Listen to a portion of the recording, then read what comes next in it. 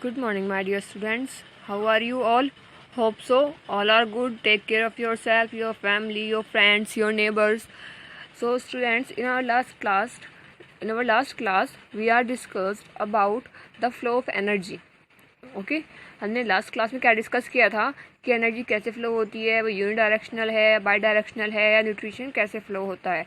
And in today's video हम आज की वीडियो में क्या पढ़ेंगे अबाउट 10% लो. इसका थोड़ा सा हिंट मैं आपको ऑलरेडी दे चुकी हूँ. ठीक है, 10% लो क्या है. देखिए 10% लो पहली बात तो दिया किसने था. 10% law is given by the scientist Lindeman. ठीक है, ये किसने दिया था. लिंडमैन ने दिया था लो.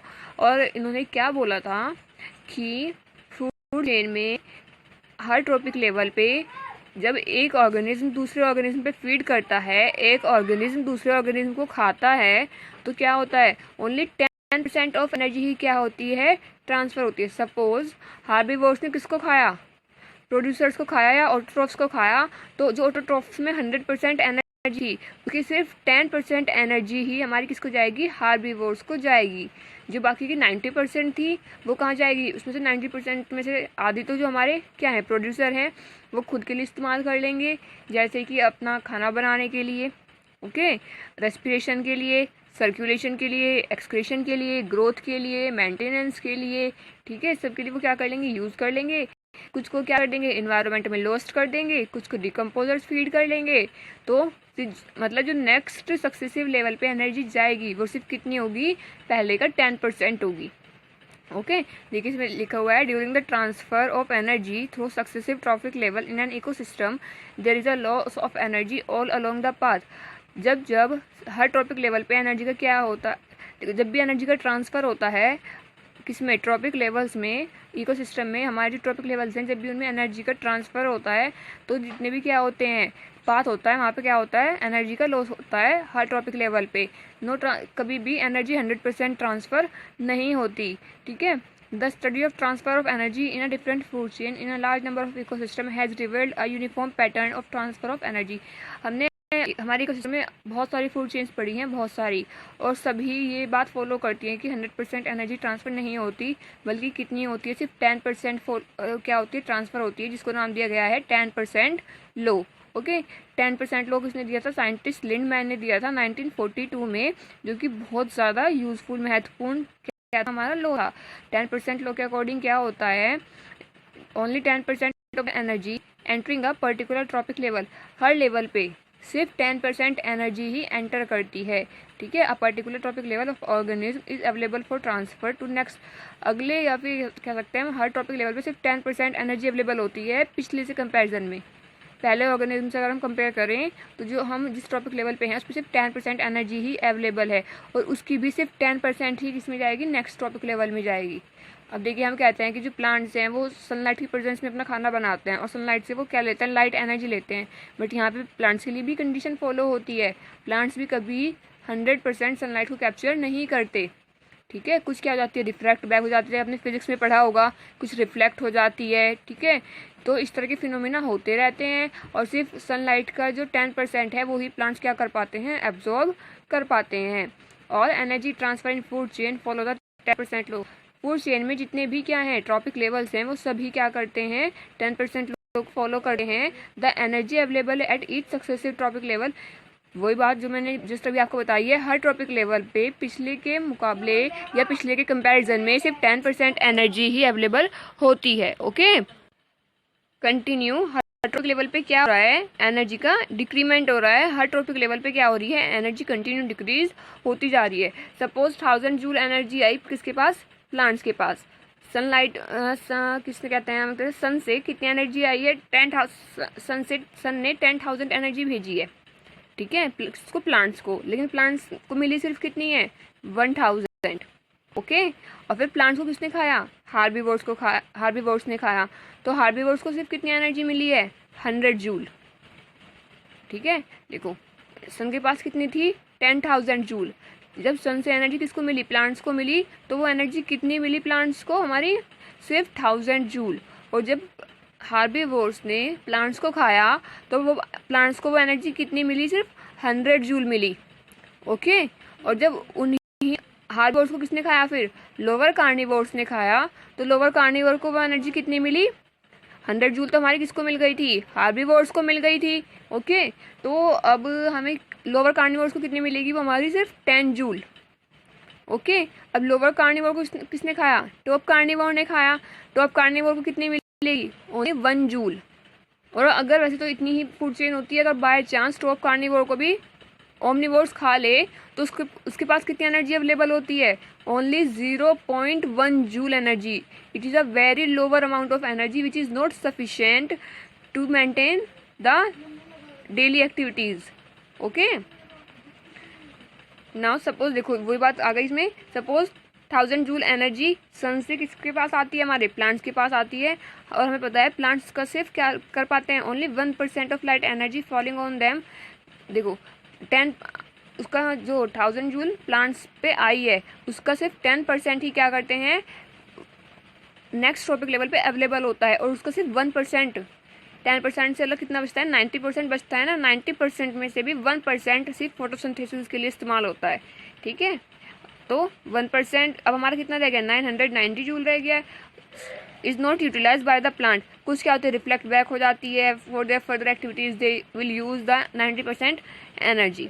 ठीक है, अब आगे उसने क्या किया है, एक वही दिखाया अपना फूड चेन का एग्जांपल दिखाया। जैसे प्लांट्स हैं, प्लांट्स को किसने खाया, हार्बीवोर को खाया। हार्बीवोर को किसने खाया, कार्निवोर्स ने खाया। प्लांट्स तो प्लांट्स हैं, हार्बीवोर सपोज हमारा डियर हुआ, कार्निवोर्स सपोज क्या हुआ, लायन हुआ। तो प्लांट्स के पास कितनी एनर्जी थी हमारी, सपोज करो प्लांट्स के पास हमारी एनर्जी थी 250 जूल। ठीक है, याद रखना एनर्जी को हम मेजर करेंगे जूल में।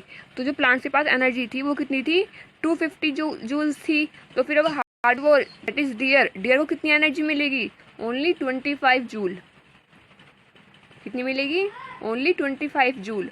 और अगर मैं बात करती हूँ फिर हमारे कार्निवोर को कितनी मिलेगी, ओनली 2.5 जूल ऑफ एनर्जी।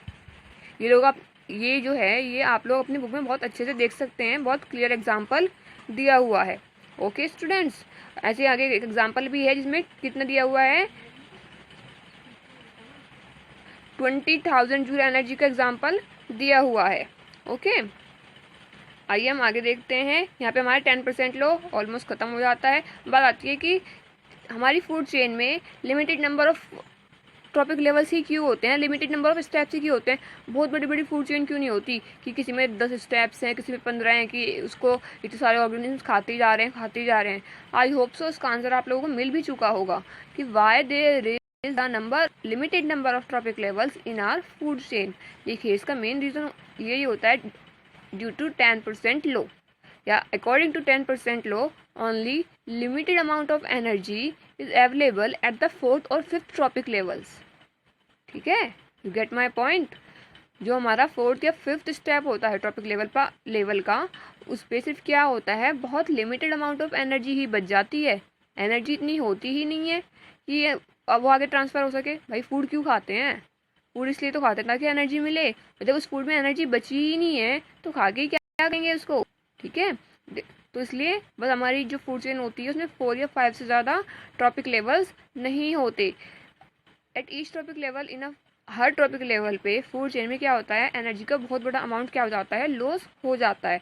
तो इसका रिजल्ट क्या निकलता है कि हर ट्रॉपिक लेवल पे, हर अगले ट्रॉपिक लेवल पे जो एनर्जी है या एनर्जी की जो मेजरमेंट्स है वो कम होती जा रही है पहले से।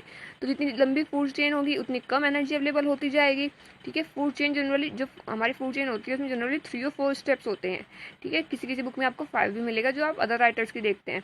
बिकॉज आफ्टर दैट क्योंकि इसके बाद जो एनर्जी होती है वो नेक्स्ट ऑर्गेनिज्म के लिए या तो अवेलेबल ही नहीं होती है, बहुत बहुत कम अवेलेबल होती है, तो नेग्लिजिबल के लिए, और जो कि बिल्कुल भी इनफ नहीं है लाइफ को सस्टेन करने के लिए, ज़िंदगी जीने के लिए। ठीक है, तो देखो आ गया ना, सम फूड चेन्स, कुछ फूड चेन्स ऐसी भी हैं जिसमें 5 स्टेप्स होते हैं, बट वो बहुत रेयरली होती है, इतना कॉमन नहीं है। 4 हमारी बहुत कॉमन है, 4 तक, लेकिन 5 बहुत एक तरह से एक्सेप्शन केस में आ जाती है। We will now discuss the, अब आता है हमारा एक्यूमुलेशन ऑफ हार्मफुल केमिकल्स की। हार्मफुल केमिकल्स कैसे एक्यूमुलेट होते हैं, कैसे वो हमें हार्म करते हैं। ओके, आइए इन सब को हम देखते हैं, accumulation of harmful chemicals in food chain. Okay my dear students, so now we are going to start the accumulation of harmful chemicals accumulation का मतलब होता है इकट्ठा होना, कलेक्ट होना, कि एक फूड चेन में हार्मफुल केमिकल्स कैसे इकट्ठे होते रहते हैं। देखो हम बुक के अकॉर्डिंग तो पहले बाद में करेंगे, पहले हम हमारे ऑन लैंग्वेज में जान लेते हैं कि कहना क्या चाह रहा है। देखो सिंपली ये है कि हर ट्रॉपिक लेवल पे जो हार्मफुल चीज़ है, जो टॉक्सिक सब्सटेंस हैं, उनका इकट्ठा होना क्या कहलाता है, हमारा बायोलॉजिकल मैग्निफिकेशन कहलाता है। ये एग्जाम में आता है। In most of the years I have been observe that this question comes. ठीक है, ये क्या होता है, ये हर ट्रॉपिक लेवल पे टॉक्सिसिटी का इंक्रीज होना। ठीक है, हर ट्रॉपिक लेवल पे टॉक्सिसिटी का इंक्रीज होना क्या कहलाता है, हमारा बायोलॉजिकल मैग्निफिकेशन कहलाता है। देखिए क्या होगा, सपोज हमने पेस्टिसाइड्स फर्टिलाइजर को हमारी फसलों पे छिड़का है, उनका स्प्रे किया है। ठीक है, अब उन्हें किसने खाया, हमारे हार्बीवोर्स ने खाया। ठीक है, तो वो जो हार्मफुल सब्सटेंस थे, जो केमिकल्स थे, वो हार्बीवोर्स की बॉडी में चले गए। हार्बीवोर्स को किसने खाया, कार्निवोर्स ने खाया। तो अब वो जो हार्बीवोर्स के ब्लड में मिक्स हो गए थे ना वो, या उनकी मसल्स में मिक्स हो गए थे, तो अब वो किसके पास चले गए, वो कार्निवोर्स की बॉडी में चले गए, तो वो और ज़्यादा जहरीले हो गए। अब कार्निवोर्स को कौन खाएगा, ऑमनीवोर। ऑमनीवोर कौन है, एक ह्यूमन है। तो जब वो ह्यूमन की बॉडी में जाएगा तो वो और ज़्यादा जहरीला हो जाएगा। इस तरह से वो क्या हो रहा है, कंटिन्यू ट्रांसफर हो रहा है, और हर ट्रॉपिक लेवल पे जो उसका जहरीलापन है वो बढ़ता जा रहा है, जो टॉक्सिसिटी है वो इंक्रीज होती जा रही है। और ये क्या कहलाती है, हमारी बायोलॉजिकल मैग्निफिकेशन कहलाती है। Okay, this is the main reason why DDT which we have discussed in the first video of this chapter is banned in India today। ठीक है, यही रीज़न है कि क्यों हमारा DDT, जो कि हमने हमारी इस चैप्टर की फर्स्ट वीडियो में पढ़ा था, वो इंडिया में बैन हो चुका है, क्योंकि वो ह्यूमंस की बॉडी में जा रहा था और कैंसर कर रहा था। ठीक है, देखिए द एक्यूमुलेशन ऑफ हमारे हार्मफुल केमिकल सब्सटेंस हैं, जैसे पेस्टिसाइड्स हैं, उनका एनिमल्स, प्लांट्स, ह्यूमन की बॉडी में क्या होना, इकट्ठा होना, एक्यूमुलेट होना क्या कहलाता है, बायो कंसंट्रेशन ऑफ पेस्टिसाइड कहलाता है। देखिए ये होता कैसे है, जो हमारे जहरीले पेस्टिसाइड्स होते हैं, केमिकल सब्सटेंस होते हैं, उसे हमारी क्रॉप्स, फसलों पे छिड़का जाता है बीमारियों को ख़त्म करने के लिए, कीटनाशक को ख़त्म करने के लिए। ये जो केमिकल्स होते हैं ये हमारी मिट्टी में, पानी में मिक्स हो जाते हैं। मिट्टी से और पानी से, ये जो बढ़ते हुए मिट्टी का यूज़ कौन करते हैं, प्लांट्स करते हैं। पानी भी हम किस में जा रहा है, वो प्लांट्स में जा रहा है। जब वो उस पानी का, उस मिट्टी का इस्तेमाल करते हैं तो वो उनके अंदर मिक्स हो जाते हैं। ठीक है, और जब हार्बीवोर्स उनको खाते हैं तो वो जो केमिकल सब्सटेंस है, जो जहरीले सब्सटेंस हैं, वो उनकी बॉडी में चले जाते हैं, किसकी, हार्बीवोर्स की बॉडी में। और जब उन हार्बीवोर्स को कौन खाता है, कार्निवोर्स खाता है। जो पेस्टिसाइड है वो कार्निवोर्स की बॉडी में चले जाते हैं। और जो अगर हम मैन की बात करते हैं, मैन क्या है, एक ऑमनीवोर है। तो जब वो इनमें से किसी भी प्रोडक्ट को खाएगा, आधा वो it may be eat autotroph producers, it may eat herbivore, it may eat carnivore, तो वो क्या होता है, ह्यूमन की बॉडी में चला जाता है। तो जो पेस्टिसाइड है वो कहाँ पे गया, चैन प्रोड्यूस प्लांट लेवल से वो कंटिन्यू ट्रांसफर होता गया हर ट्रॉपिक लेवल पे। तो और हर ट्रॉपिक लेवल पे क्या हुआ, जिसका कंसंट्रेशन था वो इंक्रीज होता गया। तो the increase in concentration harmful chemicals का या हार्मफुल सब्सटेंस का लिविंग बॉडी में, लिविंग ऑर्गेनिज्म में कंटिन्यू इंक्रीज होना। ठीक है, उनका कंसंट्रेशन का कंटिन्यू इंक्रीज होना क्या कहलाता है, हमारा बायोलॉजिकल मैग्निफिकेशन कहलाता है। ओके, क्लियर है आपको। देखो ये DDT की बात आ गई ना, कि why DDT is banned in India, that's the reason. Okay, अब ये तो हमारा इतना ही था। बताएं हाउ टू, अब हमारी जो एक्टिविटीज़ है वो हमारे इन्वायरमेंट को कैसे हार्म करती हैं, कैसे अफेक्ट करती हैं। आइए देखते हैं कि हमारी एक्टिविटीज़ का हमारे इन्वायरमेंट पे क्या फ़र्क पड़ता है। ओके स्टूडेंट्स, तो देखिए डिप्लीशन ऑफ ओजोन लेयर, आप लोग बचपन से पढ़ते आ रहे होंगे, what is ozone layer, a layer which is protect us from the harmful ultraviolet rays which is also known as UV rays. ये एक लेयर है जो कहाँ पे, स्ट्रेटोस्फेयर में पाई जाती है, और हमें क्या करती है, ये हार्मफुल सन रेज से प्रोटेक्ट करती है। जो सूरज की किरणें आती हैं, जैसे मैंने बताया 100% नहीं आती, तो कुछ कैसी होती हैं, बहुत हार्मफुल होती हैं, जो कैंसर कोजिंग होती है, कैटरेक्ट कर देती हैं। ओके, तो ये जो बीमार कर सकती है, हमारी वेजिटेशन को हार्म कर सकती हैं, मोन्यूमेंट्स को हार्म कर सकती हैं। इस तरह की जो रेज होती हैं उनको ओजोन लेयर रोक लेती है। ठीक है, और क्या कर लेती है, सिर्फ जो प्योर सनलाइट है, जो रेज हैं, या जो अर्थ पे आनी चाहिए, सिर्फ उन्हें ही भेजती है। But now are days due to human activities, जो वो ओजोन लेयर है वो डिप्लिक्ट हो गई। डिप्लिक्ट हो गई मतलब टूट गई है। ठीक है, मतलब उसमें छेद हो गए हैं, होल्स हो गए हैं, और उन होल्स में से क्या होगा, जो रेज है वो नीचे आने लगी। सपोज करो हम घर में चाय बनाते हैं, अगर छलनी में छेद होगा तो क्या होगा, चाय पत्ती छन के नीचे आ जाएगी ना। सेम वही कंडीशन है, अगर ओजोन लेयर में होल हो गया तो जो हार्मफुल सन रेज हैं वो क्या होंगी, नीचे आ जाएंगी अर्थ पे, और क्या करेंगी, सबको हार्म करेंगी। ठीक है, तो यही हमारा किस में होता है, ओजोन में होता है। तो ये तो मैंने आपको एक आइडिया दिया है, आप पढ़ोगे, but in our next video we are discuss the same topic in further more details. Okay, thank you students.